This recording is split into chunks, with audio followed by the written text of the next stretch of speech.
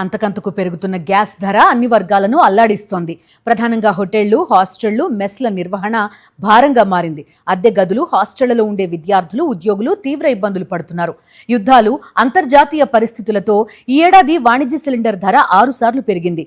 హాస్టళ్ల నిర్వహణ పెను భారంగా మారిందని హైదరాబాద్లోని హాస్టళ్ల నిర్వాహకులు వాపోతున్నారు. మరింత సమాచారం మా ప్రతినిధి దిలీప్ అందిస్తారు.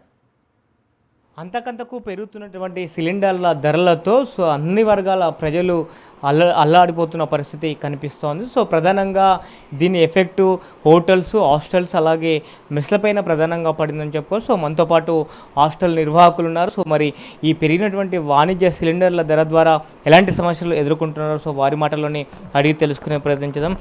అలాగే మాకు 8 బ్రాంచీలు ఉండే 2006లో మాదాపూర్లో.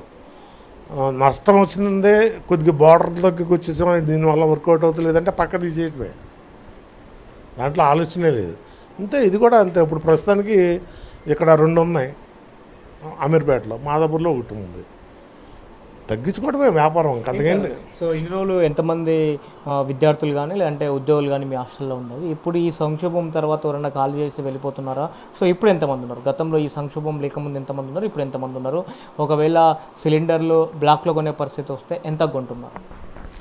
యాక్చువల్గా ఇది యుద్ధం కాకముందు నుంచే ఉంది సంక్షోభం. నెమ్మదిగా తగ్గుకుంటూ వచ్చింది. ఫస్ట్ 80, తర్వాత 70, తర్వాత 60, ఇప్పుడు 50. 50 మెంబర్స్, 50% 100కి. అది ఎవరైనా కానీ అలాగే ఉంది నాకు తెలిసి.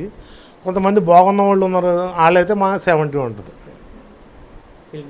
100% అయితే ఏం లేదు. అయితే సిలిండర్ అంటారా, యాక్చువల్గా అంతకుముందు 1800, మీరు చెప్పినట్టు 1800 ₹1.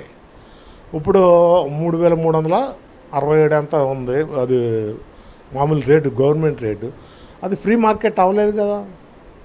ఇదివరకు ఏంటంటే రిక్షా వాళ్ళు వచ్చి ప్రైవేట్గా మీకు ఎన్ని కావాలని సిలిండర్లో నేసేవాళ్ళు, మామూలు మార్కెట్ రేట్ ఎంత అంత తీసుకునేవాళ్ళు. ఇప్పుడు ఆ పరిస్థితి కాదు. 4000, 4500, 5000 అలాగా బ్లాక్లో అమ్ముతున్నారు, వీళ్ళని బట్టి, కంపెనీని బట్టి. ప్రత్యామ్నాయంగా కట్టెల వైపు మొగ్గు చెప్తున్నారు. హాస్టల్స్ వాళ్ళు కట్టెలతో పోయాలంటే ఓపెన్ ప్లేస్ ఉండాలి. మళ్ళీ అక్కడ వండుకొని మళ్ళీ ఇక్కడికి ఆటోలోనే తీసుకురావాలి. ఇదంతా ఎక్స్పెన్సివ్ పెరిగిందా? కట్టెలు కూడా అందుబాటులో దొరుకుతున్నాయా? మీరు ఎట్లా వండుతున్నారు? ఎక్స్పెన్సెస్ పెరగడం కాదండి బాబు, ఆర్థికంగా పెరిగింది మాట వాస్తవమే. శారీరక శ్రమ, మెంటల్లీగా కూడా ఇది ప్రాబ్లం. ఎందుకంటే ఎక్కడెక్కడి నుంచో ఎత్తుక్కుని ఎక్కడ దొరుకుతున్నాయని వెళ్ళి మళ్ళీ అక్కడ మాట్లాడుకోవటం, దానికోసం మళ్ళీ వర్కర్లను శ్రమ పెట్టడం. వాళ్ళు ఏం చేస్తున్నారు, మేము ఒప్పుకున్న వర్క్ కాదు ఇది, నాకేం సంబంధం అని నేను మోయలేను కదా, వర్కర్లే చేయించాలి. యూనియన్ తరపున ప్రతి విద్యార్థి కానీ లేదంటే ఉద్యోగి కానీ 500 నుంచి 1000 రూపాయలు పెంచాలని నిర్ణయించుకున్నప్పటికీ పెంచాలని పరిస్థితి ఉంది. ఎందుకంటే పెంచితే హాస్టల్స్ ఖాళీ చేసి మరో హాస్టల్కి వెళ్ళే ప్రమాదం పొంచిన ఉంది. కాబట్టి ఇప్పుడున్నటువంటి పరిస్థితుల్లో హాస్టల్ రెంట్లు మాత్రం వస్తే చాలు అనేటువంటి అభిప్రాయంలో అయితే హాస్టల్స్ నిర్వాహకులు ఉన్న పరిస్థితి కనిపిస్తూ ఉంది. వీడియో న్యూస్ నారాయణతో కరెస్పాండెంట్ దిలీప్, సాక్షి న్యూస్, హైదరాబాద్.